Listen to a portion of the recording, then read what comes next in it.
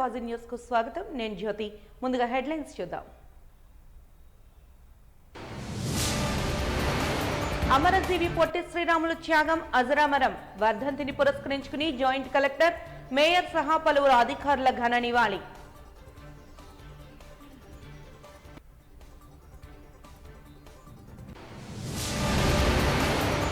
వ్యవసాయ ఆధారిత కొప్ప వెలుములకు జగన్ సర్కార్ వెన్నుపోటు పొడిచింది. యువగళం పాదయాత్రలో భాగంగా యువనేత నారా లోకేష్ మండిపాటు.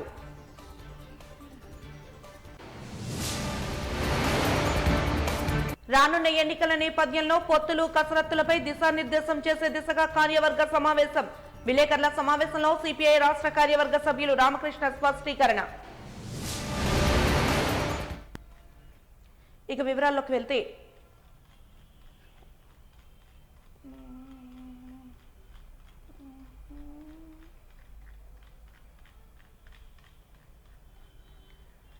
తెలుగువారి ఆత్మగౌరవానికి ప్రతీక అమరజీవి పొట్టి శ్రీరాములని జాయింట్ కలెక్టర్ కెఎస్ విశ్వనాథన్ కొనియాడారు. అమరజీవి పొట్టి శ్రీరాములు వర్ధంతి కార్యక్రమాన్ని శుక్రవారం కలెక్టర్ కార్యాలయ సమావేశ మందిరంలో నిర్వహించారు. ఈ సందర్భంగా జాయింట్ కలెక్టర్ పాల్గొని జ్యోతి ప్రజ్వలన చేసి పొట్టి శ్రీరాములు చిత్రపటానికి పూలమాలలు వేసి ఘన్యవాళులర్పించారు. అనంతరం ఆయన మాట్లాడుతూ ఆంధ్ర రాష్ట్ర సాధన కోసం ఆమరణ నిరాహార దీక్ష చేసి ప్రాణాలు కోల్పోయిన మహనీయులు అమరజీవి పొట్టి శ్రీరాములని అన్నారు. తెలుగువారి ఆత్మ గౌరవానికి ప్రతీక శ్రీ పొట్టి శ్రీరాములని తన త్యాగంతో ప్రతి తెలుగు రాష్ట్రం ఏర్పడేలా అమరజీవిగా నిలిచారని గుర్తు చేశారు. ఆయన వర్ధంతి సందర్భంగా ప్రతి ఒక్కరూ నివాళులర్పించి స్మరించుకోవాల్సిన తరుణం ఇదని పేర్కొన్నారు. కార్యక్రమంలో జిల్లా రెవెన్యూ అధికారి కె మోహన్ కుమార్, సమాచార పౌర సంబంధాల శాఖ సంయుక్త సంచాలకులు వి మణిరామ్, కలెక్టర్ కార్యాలయ పరిపాలనా అధికారి కెవి ఈశ్వరరావు తదితరులు పాల్గొన్నారు.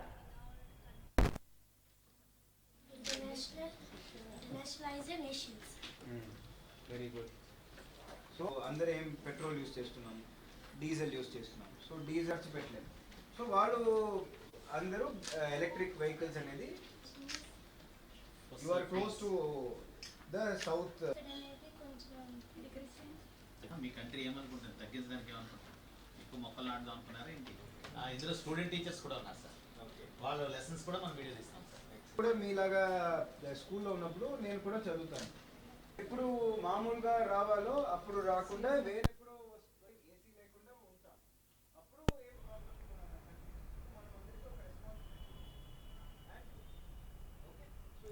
వాజీ న్యూస్ 2024 నూతన సంవత్సర క్యాలెండర్ను నేడు విశాఖ డీసీపీ 1 శ్రీనివాసరావు ఆవిష్కరించారు. ఈ విశాఖ పోలీస్ కమిషనర్ కార్యాలయంలో ఆయన ఛాంబర్లో శుక్రవారం Vaji news channel managing director Ganapathinidi Srinivasarao ముందుగా పుష్పగుచ్చాన్ని అందించారు. అనంతరం వాజీ నూతన సంవత్సర క్యాలెండర్ను DCP Srinivasarao, channel MD Srinivasarao కలిసి ఆవిష్కరించారు. ఈ సందర్భంగా వాజీ న్యూస్ ఛానల్ ద్వారా ప్రజలకు మేలు చేసే కార్యక్రమాలను, వార్తలను అందించడంలో కీలక పాత్రను పోషిస్తున్నారంటూ డీసీపీ 1 శ్రీనివాసరావు అభినందించారు. వాస్తవాలను ప్రజలకు అందించడంలో మరింత నిబద్ధతతో ముందుకు సాగాలని ఆకాంక్షించారు.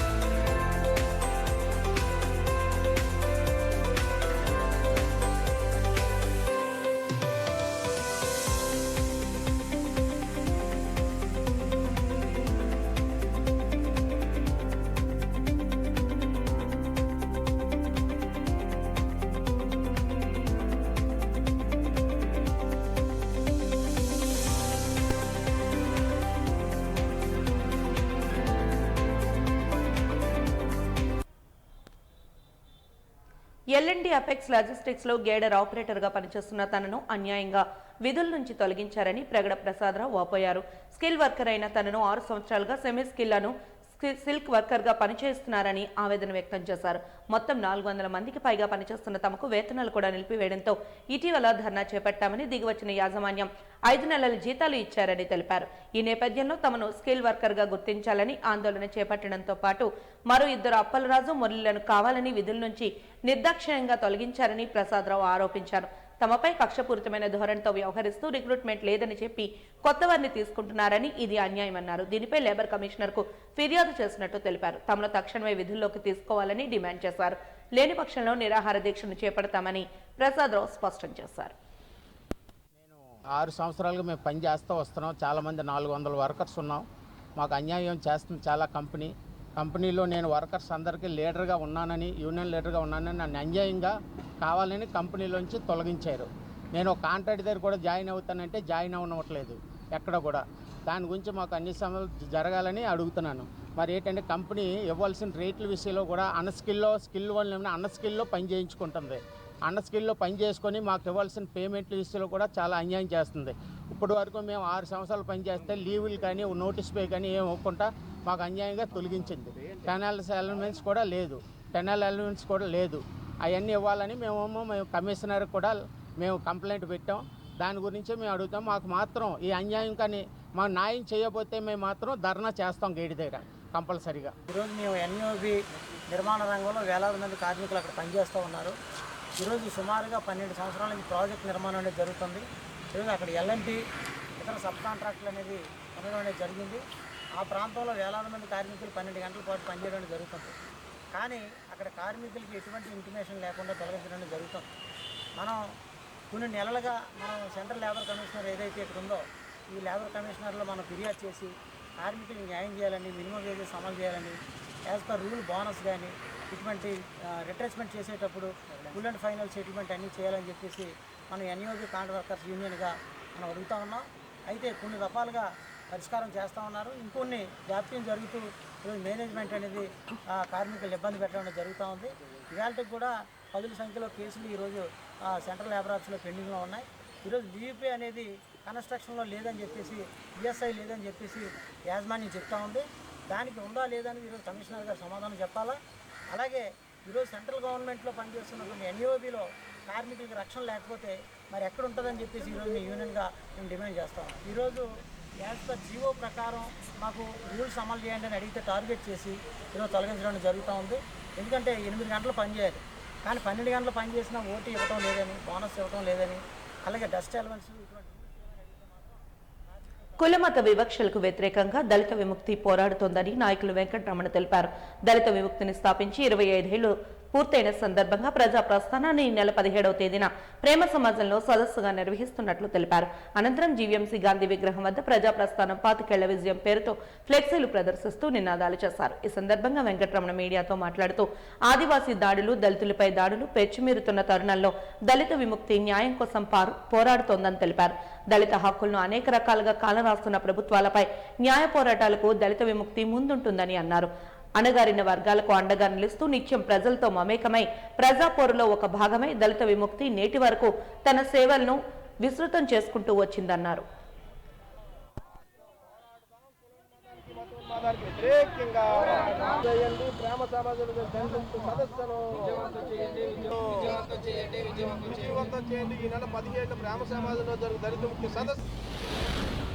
దళిత ముక్తి ఏర్పడి 25 ఏళ్ళు అయిన సందర్భంగా ప్రస్తావన సదస్సును ఈ నెల 17వ తారీఖున విశాఖపట్నంలో ప్రేమ సమాజం ఆడిటోరియంలో జరుగుతూ ఉన్నది. దళిత ముక్తి 25 ఏళ్ళుగా కులోన్మాదానికి వ్యతిరేకంగా, మతోన్మాదానికి వ్యతిరేకంగా దళితులపై దాడులకు ఖండిస్తూ అనేక పోరాటాలు నిర్మిస్తూ ఉన్నది. పట్టణ ప్రాంతాల్లో, మైదాన ప్రాంతాల్లో, ఆదివాసీ ప్రాంతాల్లో మనుషులంతా సమానం, ప్రతి మనిషికి ఒకే విలువ ఉండాలని ఉద్దేశంతో దళిత ముక్తి పోరాటం చేస్తూ ఉన్నది. మరి ముఖ్యంగా ఆదివాసీలు, దళితులు, పేదల యొక్క భూమి సమస్యల కోసం అనేక పోరాటాలు, ధర్నాలు చేస్తూ ముందుకు వస్తున్నది.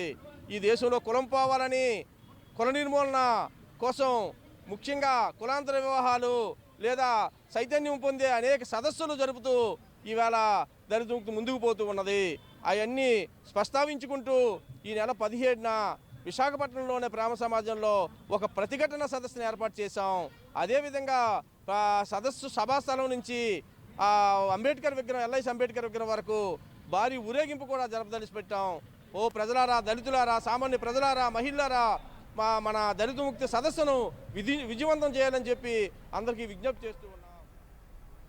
యువగళం కార్యక్రమంలో భాగంగా ఉమ్మడి విశాఖ జిల్లా యలమంచిలి నియోజకవర్గం వెదురువాడంలో మధ్యాహ్న విడిది కేంద్రం వద్ద కొప్పల వెలమ సామాజిక వర్గ ప్రతినిధులు ఎస్ఈజెడ్ బాధితులతో ముఖాముఖి సమావేశంలో నారా లోకేష్ పాల్గొన్నారు. ఈ సందర్భంగా ఆయన మాట్లాడుతూ కొప్పల వెలమలు అంటే గుర్తొచ్చేది ఆత్మ గౌరవం అని, ఇచ్చే గుణమే తప్ప చేయి చాపే అలవాటు వారికి లేదని అన్నారు.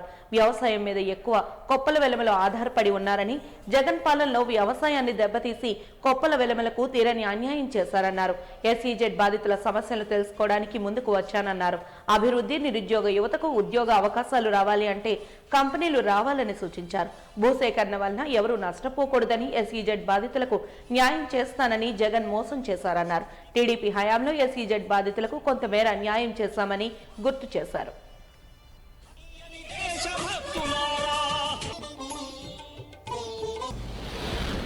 ఈరోజు జాతీయ మీడియా మిత్రులు వచ్చి నన్ను అడుగుతున్నారు, ఇన్ని రోజులు మీరు నడిచారు, ప్రధానమైన సమస్య మీరు ఏం తెలుసుకున్నారు అని. నంబర్ 1 ఏంటని అప్పుడు వాళ్ళు ఒకటే చెప్పా, కష్టపడి రూపాయి జమ చేసి లక్షల రూపాయలు ఖర్చు పెట్టి పిల్లల్ని బాగా చదివించుకున్నారు తల్లిదండ్రులు. కరెక్ట్ గా ఉద్యోగం వచ్చే వయసు వచ్చేగల్లా ఉద్యోగాలు ఎక్కడ లేని పరిస్థితి ఈరోజు ఆంధ్ర రాష్ట్రంలో మనం చూస్తున్నాం. ప్రతి ఇంట్లో ఒక నిరుద్యోగ యువకులు ఉన్నారు. పరిశ్రమలు రావాలి. ఏ ప్రాంతంలో అయితే సెజ్ ఉన్నాయో ఆ ప్రాంతంలోనే ఉద్యోగాలు, ఉపాధి కల్పించాలి. పొల్యూషన్ లేని పరిశ్రమలు ఇంకా తీసుకురావాల్సిన అవసరం ప్రభుత్వాల పైన ఉంది. కంపెనీలు లేనిది ఉద్యోగాలు రావు. ఉద్యోగాలు లేనిది ప్రాంతం అభివృద్ధి చెందద్దు. ఉద్యోగాలు లేనిది రాష్ట్రానికి, ప్రభుత్వానికి ఆదాయం రాదు. సంక్షేమ కార్యక్రమాలు చేసే పరిస్థితుల్లో ఉన్నాం. సో పెద్ద ఎత్తున పెట్టుబడులు తీసుకురావాలి, పరిశ్రమలు తీసుకురావాలి, మెరుగైన ఉద్యోగాలు, ఉపాధి కూడా కల్పించే బాధ్యత ప్రభుత్వాలు తీసుకోవాలి. అమ్మ బాబు గారు ఎప్పుడు ఒక మాట నమ్మేవారు, పరిపాలన సౌలభ్యం కోసం రాజధాని ఒకే దగ్గర ఉండాలి, కానీ అభివృద్ధి వికేంద్రీకరణ జరగాలని. అందుకే బాబు గారు ముఖ్యమంత్రిగా ఉన్నప్పుడు అన్ని ప్రాంతాలకి పరిశ్రమలు తీసుకొచ్చారు, పెద్ద ఎత్తున ఉద్యోగాలు, ఉపాధి కల్పించారు. కార్ తయారు చేసే పరిశ్రమ అనంతపూర్కి ఇచ్చారు. సెల్ ఫోన్, టీవీ తయారు చేసే పరిశ్రమ చిత్తూరుకు తీసుకెళ్లారు. అనేక పెయింట్ పరిశ్రమలు, ఐటీ పెద్ద ఎత్తున మన ప్రాంతానికి ఆనాడు బాబు గారు తీసుకొచ్చారు. ఐటీ సంస్థలు వచ్చి మేము విశాఖపట్నంలో కాదు ఇతర ప్రాంతాల్లో కంపెనీలు పెట్టాలంటే లేదు, ప్రభుత్వం చాలా క్లారిటీగా ఉంది, ఐటీ కంపెనీలు అన్ని విశాఖపట్నానికి రావాలని. అందుకే ఆనాడు 90% పరిశ్రమల్ని విశాఖపట్నానికి తీసుకొచ్చింది తెలుగుదేశం ప్రభుత్వం. 3 నెలలు ఓపిక పెట్టండి అమ్మా, మళ్ళీ మన ప్రభుత్వం వస్తుంది. మన ప్రభుత్వ అధికారంలోకి వచ్చిన వెంటనే, మన ప్రభుత్వ అధికారంలోకి వచ్చిన 5 సంవత్సరాల్లో 20 లక్షల ఉద్యోగాలు ప్రభుత్వం, ప్రైవేట్, స్వయం ఉపాధి ద్వారా కల్పించే బాధ్యత నేను వ్యక్తిగతంగా తీసుకుంటానని ఈ సభాముఖంగా హామీ. పరిశ్రమలు రావాలి అంటే భూమి ఉండాలి, మెరుగైన మ్యాన్ పవర్ అంటే పనిచేసే యువకులు ఉండాలి, వాళ్ళకి సరైన నైపుణ్యం ఉండాలి, నీరు ఉండాలి, కరెంటు ఉండాలి. ఇది ఉంటేనే పరిశ్రమలు అనేది ఆంధ్ర రాష్ట్రానికి వస్తాయి. బాబు గారు ముఖ్యమంత్రిగా ఉన్నప్పుడు ఎప్పుడన్నా కానీ భూసేకరణ చేస్తే రైతులకి డబ్బులు ఇచ్చి ఇబ్బందులు లేకుండా తర్వాతనే భూసేకరణ అనేది జరిగేది. చిత్తూరు జిల్లాలో ఎలక్ట్రానిక్స్ మ్యానుఫ్యాక్చరింగ్ పరిశ్రమలు అనేక తీసుకొచ్చాం. అక్కడ రైతులకి నష్టపరిహారం అందించిన తర్వాత వాళ్ళు భూములు తీసుకుని ఆ భూముల్ని పరిశ్రమలకు అప్పగించాం. భూమికి మనిషికి చాలా అనుబంధం ఉంటుంది. బాబు గారు ఇది గుర్తిస్తారు. ఇప్పుడు ఆనాడు దుర్గమ్మ గుడి దగ్గర, అమరావతిలో, విజయవాడలో దుర్గమ్మ గుడి దగ్గర ఫ్లైఓవర్ ఏర్పాటు చేయడానికి కొన్ని ఇల్లు కొట్టాల్సి వచ్చింది. బాబు గారు ఎలాంటి ప్యాకేజ్ ఇచ్చారండి, ఇంకా కమ్యూనిస్ట్ సోదరులే గొడవ చేయలేదు. ఆలోచించండి, కమ్యూనిస్ట్ సోదరులే గొడవ చేయలేదు, అంత అద్భుతమైన ప్యాకేజ్ ఆనాడు ఇచ్చారు. అప్పుడు అడిగా బాబు గారిని, ఎందుకన్నా మరీ ఎక్కువ ఇచ్చినట్టు అనిపించింది నాకని అడిగా. అంటే అప్పటికి నేను ప్రభుత్వం లేదు. అప్పుడు ఒక మాట అన్నాను, అరే ఆలోచించు, మన ఇంటి నుంచి రోడ్ వెళ్ళింది అనుకో, ప్రభుత్వ కార్యక్రమం, హైదరాబాద్లో ఇల్లు ఉంది, రోడ్ వేయాలనుకుంటే మనకి బాధ కలగదా? దాదాపు 3.5 దశాబ్దాల నుంచి ఆ ఇంట్లో మనం ఉంటున్నామే, టక్కనొచ్చి ప్రభుత్వం రోడ్ వేయాలంటే బాధ కలుగుతుంది కదా. అంత బాధ ప్రజల్లో కూడా ఉంటుంది. అందుకే పర్వాలేదు, మెరుగైన ప్యాకేజ్ ఇచ్చి ప్రజలకు ఇబ్బంది లేకుండా చేశానని బాబు గారు చెప్పారు. సచివాలయ స్థాయిలో నేటి నుండి ప్రారంభమవుతున్న ఆడుదాం ఆంధ్ర టోర్నమెంట్లో ప్రతి క్రీడాకారుడు పాల్గొని విజయవంతం చేయాలని డిఎల్డీఓ ఆర్ పూర్ణిమాదేవి క్రీడాకారులకు పిలుపునిచ్చారు. ఆంధ్ర యూనివర్సిటీ ఇంజనీరింగ్ కళాశాల మైదానంలో ఆడుదాం ఆంధ్ర ట్రయల్ మ్యాచ్ డిఎస్డీఓ ఆధ్వర్యంలో జరిగింది. ఈ కార్యక్రమానికి ఆమె ముఖ్య అతిథిగా పాల్గొని టాస్ వేసి వాలీబాల్ ట్రయల్ మ్యాచ్ ను ప్రారంభించారు. అనంతరం మాట్లాడుతూ రాష్ట్ర ప్రభుత్వం అత్యంత ప్రతిష్టాత్మకంగా క్రీడలను నిర్వహించనున్నట్లు తెలిపారు. గ్రామీణ స్థాయిలో ఉండే క్రీడాకారులకు మరింత ప్రోత్సాహాన్ని అందించే దిశగా ఈ క్రీడలు ప్రారంభం కానున్నట్లు చెప్పారు. తద్వారా 15 ఏళ్లు నుండి గ్రామీణ స్థాయిలో ఉండే ప్రతి క్రీడాకారుడు ఇందులో పాల్గొనేందుకు అవకాశం కలుగుతుందని తెలిపారు. ప్రస్తుత కాలంలో ప్రతి ఒక్కరూ మానసిక ఒత్తిడికి గురవుతున్నారని, అందువల్ల వారు అనారోగ్యానికి గురవుతున్నారన్నారు. ముఖ్యంగా గ్రామ, వార్డు, సచివాలయ స్థాయి క్రీడాకారులు ఇటువంటి క్రీడల్లో పాల్గొనడం వలన వారిలో మరింత ఉత్సాహం, ఉత్తేజం లభిస్తుందని ఆశాభావాన్ని వ్యక్తం చేశారు. ఎందుకు మనం ఇప్పుడు ఆడాలి అనేది కాన్సెప్ట్ వచ్చిందో మీ అందరికీ ఒక 2 నిమిషాలు చెప్తాను నేను.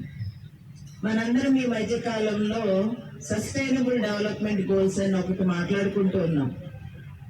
సస్టైనబుల్ డెవలప్మెంట్ గోల్స్ అంటే అభివృద్ధి సూచికలు. సో ఒక ప్రాంతాన్ని కానివ్వండి, ఒక రాష్ట్రాన్ని కానివ్వండి, అభివృద్ధికి కొలమానంగా కొన్ని పారామీటర్స్ తీసుకుంటాం.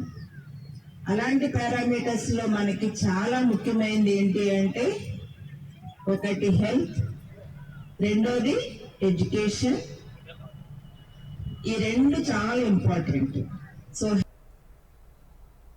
ఆంధ్ర రాష్ట్ర ఏర్పాటుకు ఎంతో కృషి చేసి ఆమరణ నిరాహార దీక్ష చేపట్టి ప్రాణాలు అర్పించిన అమరజీవి అయిన మహాపురుషులు పొట్టి శ్రీరాములని విశాఖ నగర మేయర్ గొలగాని హరివెంకట కుమారి అన్నారు.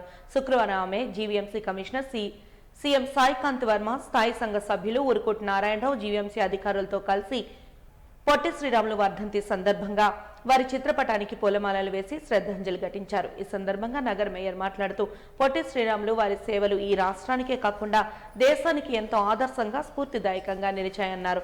భాషా ప్రయుక్త రాష్ట్రాల ఏర్పాటుకు కారణభూతులయ్యారన్నారు. మహాత్మా గాంధీ బోధించిన సత్యం, అహింస, హరిజనోద్ధరణ అనే ఆశయాల కొరకు జీవితాంతం కృషి చేసిన మహనీయులని తెలిపారు.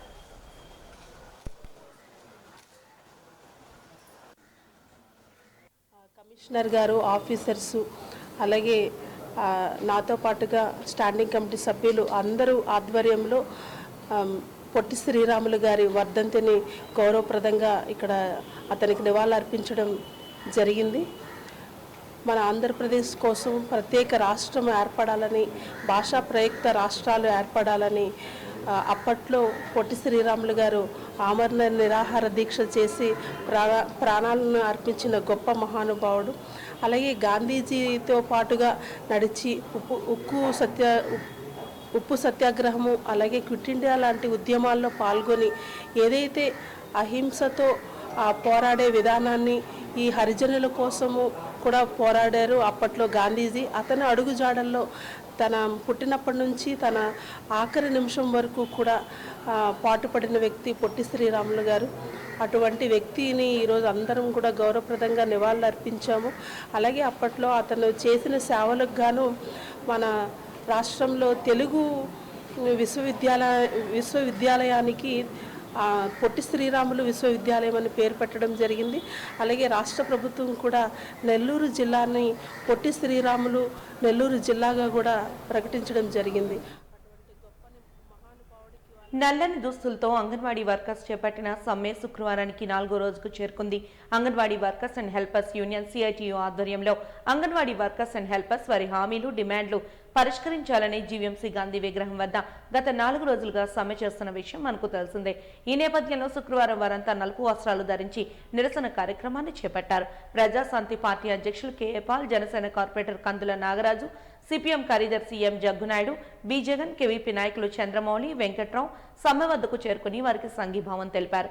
ఈ సందర్భంగా యూనియన్ జిల్లా అధ్యక్షురాలు వై తులసి మాట్లాడుతూ అంగన్వాడీల సమస్యల పరిష్కారానికి ప్రభుత్వం ముందుకు రావాలని విజ్ఞప్తి చేశారు.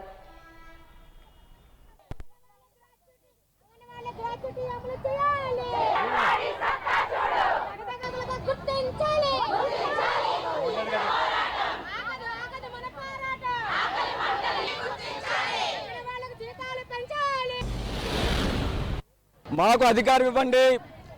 ఆశా అంగన్వాడీ కార్మికులకి కనీస వేతనాలు మేము అమలు చేస్తాం, ఉపాధి గ్యారంటీ కల్పిస్తాం, సేఫ్టీ సదుపాయాలు కల్పిస్తాం, ఇన్సూరెన్స్ కల్పిస్తాం, పర్మనెంట్ చేస్తామని చెప్పని ఎన్నికల ముందు జగన్మోహన్ రెడ్డి గారు అంగన్వాడీ ఆశా కార్మికులకి వాగ్దానం చేశారు.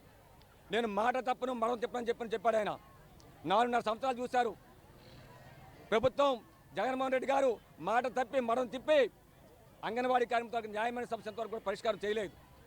పరిష్కారం చేయకపోవడంతో విధి లేక గత్యంతరం లేక అంగన్వాడీ కార్మికులు గత 4 రోజుల నుంచి రాష్ట్ర వ్యాప్తంగా నిరసనకు పూనుకున్నారు. నిరసన పూనుకుంటే ప్రభుత్వం నాయకులతో చర్చలు జరిపి సమస్యగా పరిష్కారం చేయాలి, అది బాధ్యత. కానీ ప్రభుత్వం చేస్తుంది అంటే వీధి రౌడీలాగా అధికారులు ఉపయోగించి అంగన్వాడీ సెంటర్ తాళాలు పాల్గొట్టి డోర్లు పాల్గొట్టి మీరు సెంటర్లు ప్రారంభిస్తారా? ఇదేనా ప్రభుత్వం చేయాల్సిన పని? రౌడీలకి ఈ ప్రభుత్వం తేడా ఉందని చెప్పి ప్రశ్నిస్తూ ఉన్నాం. కానీ ఇప్పటికైనా సరే మీరు చట్టబద్ధ పాలన కొనసాగించండి, రౌడీ పాలన కొనసాగించొద్దని చెప్పదలుచుకున్నాం. ఆశా కార్మికులు మా సమస్యలు పరిష్కారం చేయండి, మా కనీస వేతనం 26,000 రూపాయలు ఇవ్వండి అని చెప్పని వాళ్ళు ఆందోళన చేస్తే జ్యేష్ఠులు పూనుకుంటే తెల్లవారి విశాఖపట్నంలో ఆశా కార్మికుల మీద పోలీసులు ఉపయోగించి నిర్బంధం ఉపయోగించి అరెస్టులు చేసి ఈరోజు స్టేషన్లు నిర్బంధిస్తారా? సీఎం జగన్మోహన్ రెడ్డి పాలనలో ప్రజల సంక్షేమమే లక్ష్యంగా మౌలిక వసతుల కల్పనే ధ్యేయంగా ప్రజాప్రతినిధులందరూ ముందుకు సాగుతున్నారని రాష్ట్ర నెట్ క్యాప్ చైర్మన్ ఉత్తర నియోజకవర్గ సమన్వయకర్త అన్నారు. అక్కేపాలెం 44వ వార్డులో పలు సంక్షేమ అభివృద్ధి పనులకు నేడు ఆయన ముఖ్య అతిథిగా హాజరై శంకుస్థాపన చేశారు. ఈ సందర్భంగా కేకే రాజు మీడియాతో మాట్లాడుతూ మాటల ప్రభుత్వాలకు చేతల ప్రభుత్వాలకు వ్యత్యాసాన్ని గమనించాల్సిన అవసరం ప్రజల మీద ఉందన్నారు. ప్రజల సంక్షేమం కోసం చిట్ట చివరి లబ్ధిదారు వరకు ప్రజాప్రతినిధులు చేరుకున్నట్టే అభివృద్ధి కోసం అట్టడుగు వర్గాల అభివృద్ధి కోసం ప్రతి పల్లె నుండి పట్టణం వరకు రోడ్డు నుండి చెరువు వరకు అన్నింటినీ అభివృద్ధి చేస్తూ వస్తున్నామని తెలిపారు. 4.5 ఏళ్లలో జరిగిన అభివృద్ధిపై ప్రజలు సంతృప్తితో ఉన్నారని ఆశాభావాన్ని వ్యక్తం చేశారు. కార్యక్రమంలో 44వ వార్డు కార్పొరేటర్ బాణాల శ్రీనివాస్, పలువురు వైసీపీ నాయకులు, కార్యకర్తలు పాల్గొన్నారు. ఈరోజు విశాఖ ఉత్తర నియోజకవర్గంలో 44వ వార్డులో 44వ ward corporator GVMC floor leader సోదరులు శ్రీ బాణాల శ్రీనివాస్ గారి ఆధ్వర్యంలో 2 రోడ్లకు సంబంధించి ఈరోజు సుమారు 39 లక్షల రూపాయల నిధులతో అభివృద్ధి పనులకి శంకుస్థాపన చేయడం జరిగింది. అక్కేపాలెం 80 ఫీట్ రోడ్ నుంచి రామచంద్రనగర్ మీదుగా ఉర్దూ స్కూల్ వరకు, అదేవిధంగా BT Saibaba temple to Madeti gardens Gayatri hospital లైన్లో 19.5 లక్షల రూపాయలతో శంకుస్థాపన కార్యక్రమం చేపట్టడం జరిగింది. ముఖ్యంగా ఇప్పటికే ప్రతి చోట కూడా వార్డులో గడప గడపకి మన ప్రభుత్వ ద్వారా కార్యక్రమం ద్వారా కావచ్చు, ముఖ్యంగా కార్పొరేటర్స్ స్థానికంగా ఉన్న ప్రజలతో ఎప్పటికప్పుడు మమేకమై స్థానిక వార్డులో ఉన్న ప్రజలు ఇచ్చిన విజ్ఞప్తులను వినతుల్ని కూడా స్వీకరించి ప్రజాభిప్రాయాన్ని గౌరవించి ప్రజలకి మెరుగైన మౌలిక వసతులు కల్పించాలనే ఒక దృఢ సంకల్పంతో ఈరోజు ఎప్పటికప్పుడు జీవీఎంసీ అధికారులతో సమన్వయం చేసుకుని ప్రతి సమస్యని కూడా పరిష్కరించే దిశగా ముందుకు అడుగులు వేస్తున్నాం. అంతేకాకుండా గౌరవ ముఖ్యమంత్రి వైఎస్ జగన్మోహన్ రెడ్డి గారు కూడా మాకు ఎప్పుడూ ఒకటే చెప్తుంటారు, సంక్షేమానికి సంబంధించి ఏ విధంగా అయితే అర్హత ఉన్న చిట్ట చివరి లబ్ధిదారు వరకు కూడా సంక్షేమాన్ని అందించి పేద కుటుంబాల్లో వెలుగులు నింపామో, అదేవిధంగా అభివృద్ధికి సంబంధించి మౌలిక వసతులకు సంబంధించి తాగునీరు కానీ, మరుగునీరు కానీ, విద్యుత్ సమస్యలు కానీ, రోడ్స్ కానీ, డ్రైన్స్ కానీ, స్కూల్స్ కానీ, పార్క్స్ కానీ, అంగన్వాడీ సెంటర్స్ కానీ, బరియల్ గ్రౌండ్స్ కానీ, వాటన్నీ సంబంధించి కూడా ఎప్పటికప్పుడు పర్యటనలు చేసి ప్రతి సమస్యని పరిష్కరించి ప్రజలకి మెరుగైన మౌలిక సదుపాయాలు కల్పించి తద్వారా ప్రజల జీవన ప్రమాణాలు మెరుగుపరచాలనేది ముఖ్యమంత్రి గారి యొక్క 54 వసంతాలుగా సంగీత ప్రియులను తన గానంతో ఊర్లు తొలగించిన ఎస్పీ బాలసుబ్రహ్మణ్యం జ్ఞాపకాలతో స్నేహాంజలి పేరిట సంగీత కార్యక్రమాన్ని నిర్వహించారు. ఈ కార్యక్రమానికి ముఖ్య అతిథిగా ఎస్పీ బాలసుబ్రహ్మణ్యం తనయుడు ఎస్పీ చరణ్ ముఖ్య అతిథిగా హాజరై బాలు చిన్ననాటి స్నేహితులకు ఆయన జ్ఞాపికను అందజేశారు. ఈ మేరకు పలువురు గాయని గాయకులు బాలసుబ్రహ్మణ్యం ఆలపించిన అనేక సినీ పాటలను పాడి ఆహుతులను అలరించారు. బాలు చిన్ననాటి స్నేహితులు ఆయనతో తమకున్న అనుబంధాన్ని గుర్తు చేసుకుంటూ స్నేహానికి స్వచ్ఛమైన చిరునవ్వును అందించే నిజమైన వ్యక్తి బాలు అంటూ కొనియాడారు. ఈ సందర్భంగా ఎస్పీ చరణ్ మాట్లాడుతూ ప్రేమ, స్నేహం, ఆప్యాయత, అనురాగాలకు తన తండ్రి బాలసుబ్రహ్మణ్యం నిలువెత్తు నిదర్శనమన్నారు. కార్యక్రమంలో పార్థ తీగ సెమీఫైనలిస్ట్ హర్షిని, విజేత పార్థు తదితరులు వారి గాత్రంతో ఆహుతులను అలరించారు.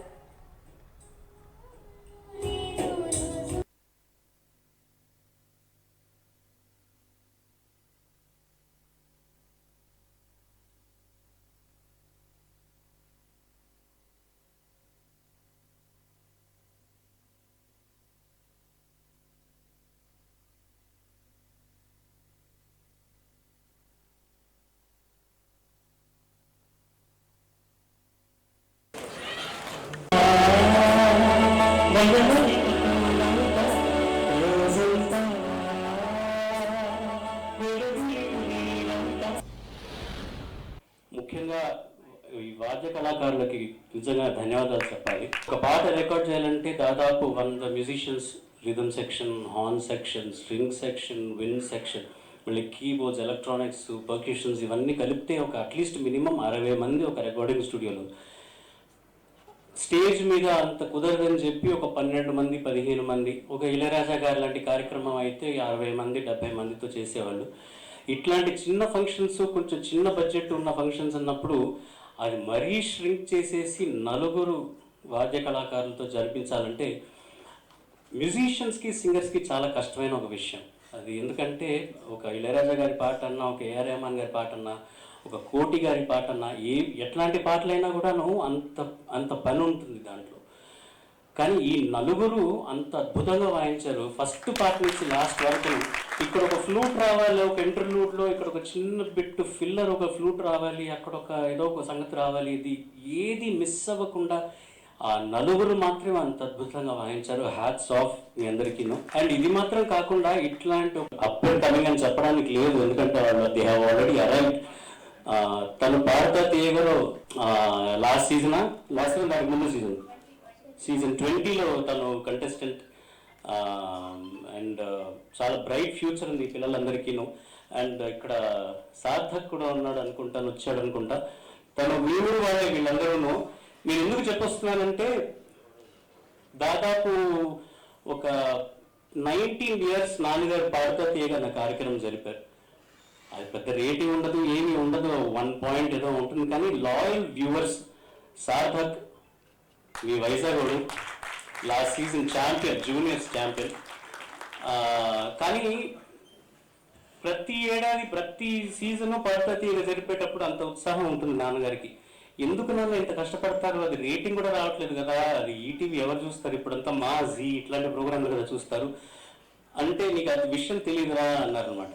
కానీ ఇవాళ నాకు అర్థమవుతుంది, వీళ్ళు పిల్లలు, నా పిల్లలు పాడుతున్నారు ఇక్కడ అని అనిపించినప్పుడు I feel so proud. Harshini కానివ్వండి, సార్థక్ ఇవాళ కుదరలేదు అవకాశం, కానీ అద్భుతమైన ఒక గాయకుడు అండ్ ఫ్యూచర్, మంచి ఫ్యూచర్ ఉంది. ఎప్పుడైనా వైజాగ్లో మీరేమైనా ప్రోగ్రాంలు ఉంటే దయచేసి వీళ్ళకి ఇంకా అవకాశం ఇవ్వాలని వాళ్ళ గురువు అని నేను చెప్పాను. ఎందుకంటే వాళ్ళ దగ్గర నుంచి నేను చాలా నేర్చుకున్నాను. వాళ్ళని ఎంకరేజ్ చేసిన ఒకనిగా రిక్వెస్ట్ చేసుకుంటాను. మీ అందరికీ చెప్పాలంటే చాలా ఉంది చెప్పడానికి, కానీ అంతే ఎక్కడ స్టార్ట్ చేయాలి ఎక్కడ ఫినిష్ చేయాలో తెలియదు. అండ్ నృసింహ శర్మ గారు ఎగ్జాక్ట్లీ సిపిఐ ఆధ్వర్యంలో రాష్ట్ర స్థాయి కార్యవర్గ సమావేశాలను నిర్వహిస్తున్నట్లు రాష్ట్ర నాయకులు రామకృష్ణ తెలిపారు. ఈ మేరకు అల్లీపురంలోని సిపిఐ కార్యాలయంలో నిర్వహించిన విలేకరుల సమావేశంలో ఆయన మాట్లాడారు. రానున్న 2024 ఎన్నికల రీత్యా వివిధ రాష్ట్రాల్లో పలు పార్టీలతో పొత్తులు, దిశానిర్దేశం, కార్యాచరణ తదితర అంశాలపై 16, 17 తేదీల్లో జరగబోయే కార్యవర్గ సమావేశాల్లో చర్చించనున్నామని తెలిపారు. 2024 ఎన్నికల ఓటమి భయంతోనే అధికార వైసీపీ తమ నియోజకవర్గ నాయకులు, ఎమ్మెల్యే అభ్యర్థులు, ఎంపీ అభ్యర్థుల్లో మార్పులు చేర్పులు చేస్తూ గందరగోళాన్ని సృష్టిస్తున్నారన్నారు. ప్రజా వ్యతిరేక పాలనగా అన్ని వర్గాల నుండి వ్యతిరేకత ఎదుర్కోవడంతో అధికార వైసీపీ అభ్యర్థుల జాబితాలో మార్పులు చేస్తోందని ఆరోపించారు. స్టీల్ ప్లాంట్ ప్రైవేటీకరణపై కేంద్రం తీరును ఖండించకపోవడం అధికార వైసీపీ గెలుపుకు గొడ్డలి పెట్టుగా మారిందన్నారు. సమావేశంలో సిపిఐ నాయకులు జేవి సత్యనారాయణమూర్తి తదితరులు పాల్గొన్నారు. 16, 17 తేదీల్లో రేపు ఎల్లుండి భువనేశ్వర్లో జరుగుతున్న మా పార్టీ జాతీయ కార్యవర్గ సమావేశాల నిర్ణయం మేరకు రేపు 19వ తేదీ సమావేశాల్లో కూడా మా పార్టీ వ్యవహరిస్తుంది. ఆ తర్వాత వివిధ రాష్ట్రాల్లో ఎన్నికల పొత్తులు సర్దుబాట్లు ఏ రకంగా ఉండాలనే అంశం పైన కూడా ఈ కార్యవర్గంలో ఒక దిశానిర్దేశం చేయబోతా ఉన్నారు. అందుకు అనుగుణంగా అన్ని రాష్ట్రాల్లో కూడా రాష్ట్ర కమిటీలు ముందుకు సాగడం అనేది జరుగుతుంది. తర్వాత రెండో అతి ముఖ్యమైన అంశం మన రాష్ట్రానికి సంబంధించి నిజంగా చూస్తాను, మామూలుగా ఎన్నికల నోటిఫికేషన్ రాలే, లేదా ఎన్నికలు ఇంకా దాదాపు 4 మాసాల పైనగానే ఉన్నాయి. మరి జగన్మోహన్ రెడ్డి గారు ముందుగానే ఓటమిని అంగీకరిస్తున్నట్లుగా కనపడతా ఉంది. ఎందుకంటే స్పష్టంగా మనం కూడా గతంలో ఎన్నో ఎన్నికలు చూసాము. ఒక ఆంధ్ర రాష్ట్రంలోనే కాదు, చాలా రాష్ట్రాల్లో అసెంబ్లీ ఎన్నికలు కానీ పార్లమెంట్ ఎన్నికలు కానీ జరిగినప్పుడు సహజంగానే ఏ పార్టీ అయినా సరే కొంతమంది అభ్యర్థులను అటు ఇటు మార్చడం అనేది మనం చూసాం. అది సర్వసాధారణం కూడా. ఎందుకంటే కొంతమందికి ఏజ్ అయిపోతుంది, కొంతమంది కొంత చెడ్డ పేరు తెచ్చుకుంటారు, కొంతమంది స్కామ్స్ ఇట్లా వాటిలో ఇన్వాల్వ్ అయ్యి కూడా కేసులు ఎదుర్కొంటారు.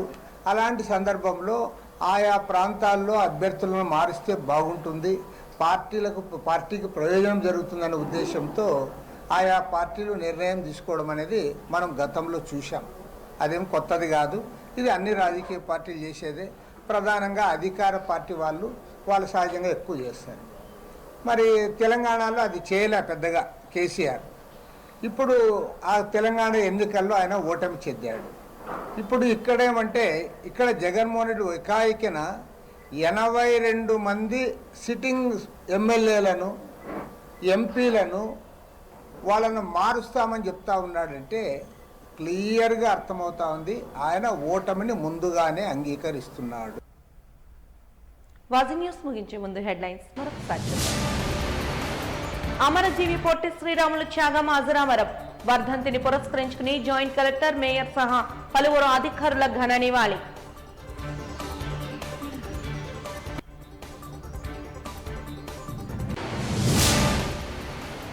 వ్యవసాయ ఆధారిత కొప్ప వెలుమలకు జగన్ సర్కారు వెన్నుపోటు పొడిచింది. యువగళం పాదయాత్రలో భాగంగా యువనేత నారా లోకేష్ మండిపాటు.